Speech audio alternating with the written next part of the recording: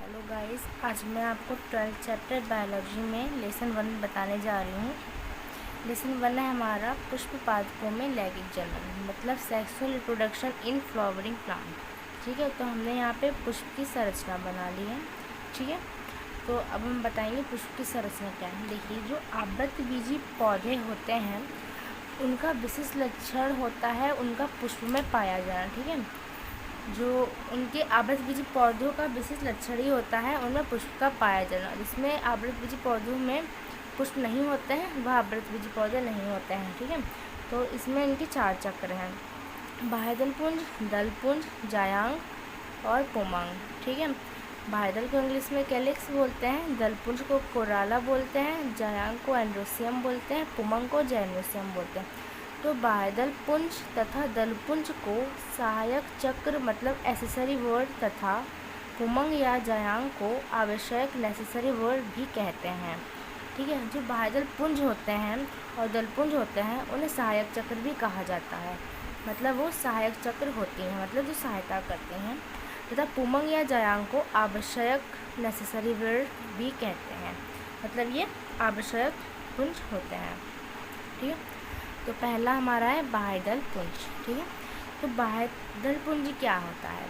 बाह्यदल पुंज पुष्प का प्रथम चक्र होता है। ठीक है, बाह्यदल पुंज जो पुष्प होता है उसका प्रथम चक्र होता है जो कि हरे रंग का होता है और इसकी इकाई को हम बाह्यदल स्पेल कहते हैं, मतलब बाह्यदल पुंज कहते हैं। ठीक है, दूसरा हमारा होता है दल पुंज, मतलब कोराला। ठीक है, दल पुंज यह पुष्प का दूसरा भाग है जो कि रंग बिरंगा होता है। ठीक है, इसका कार्य परागण में कीटों को अपनी ओर आकर्षित करना होता है, मतलब इसके जो परागण होते हैं उनमें कीटों को ये अपनी ओर आकर्षित करता है। ठीक है, तो वह होता है दलपुंज।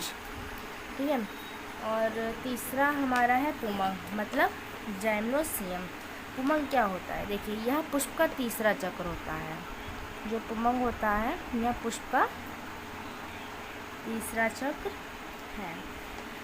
यह एक या अधिक पुकेसर से मिलकर बना होता है। ठीक है, जो पुमंग भाग है यह पुष्प का तीसरा चक्र होता है। यह एक या अधिक पुकेसर से मिलकर बना होता है। और हाँ, ये नर भाग का प्रथम चक्र है। ये जो है पुष्प का नर भाग होगा। जो पुमंग है वो पुष्प का नर भाग है। ठीक है, तो पुमंग के भी 2 भाग हैं। जैसे पुष्प का नर भाग होगा, पुमंग जो है वो पुष्प का नर भाग होगा, और पुमंग के भी 2 भाग हैं। ठीक है, 2 भाग यहाँ पे मैं लिख देती हूँ। पहला है परागकोश,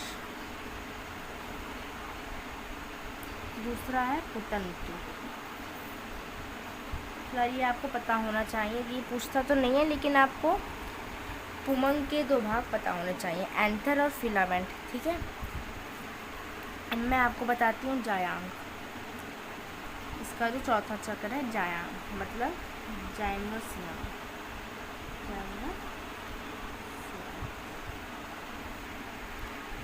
ठीक है, जाइनोसियम मतलब यह पुष्प का चौथा और आखिरी भाग होता है। जो जायांग है यह पुष्प का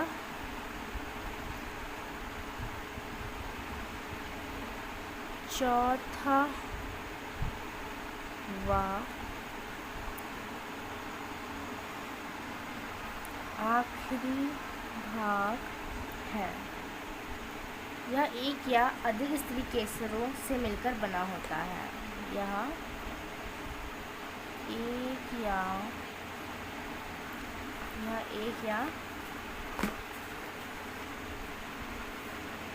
अधिक स्त्री केसर से मिलकर बना होता है। जायांग जो है यह पुष्प का मादा भाग है और पुमंग जो है यह पुष्प का नर भाग होता है। और पुमंग के 2 भाग होते हैं, एंथर और फिलामेंट, और जायांग मादा भाग है। ठीक है। जायांग के भी 3 भाग होते हैं। जायांग के 3 भाग होते हैं, देखिए वर्तिकाग्र, वर्तिकाग्र, वर्तिका और अंडाशय। वर्तिकाग्र, वर्तिका और अंडाशय, अंडाशय, ठीक है। वर्तिकाग्र को इंग्लिश में कहेंगे स्टिग्मा, वर्तिका को इंग्लिश में कहेंगे स्टाइल और अंडाशय को इंग्लिश में कहेंगे ओवरी, ठीक है। यहाँ मैं छोटा सा जायांग बना देती हूँ ताकि आप कंफ्यूज ना हो। ये है हमारा जायांग, ये हमारा जायांग है और ये हमारा ओवरी मतलब अंडाशय है, ठीक है। अब इसके बारे में मैं आपको दूसरे पार्ट में बताऊंगी, ठीक है। Thank you.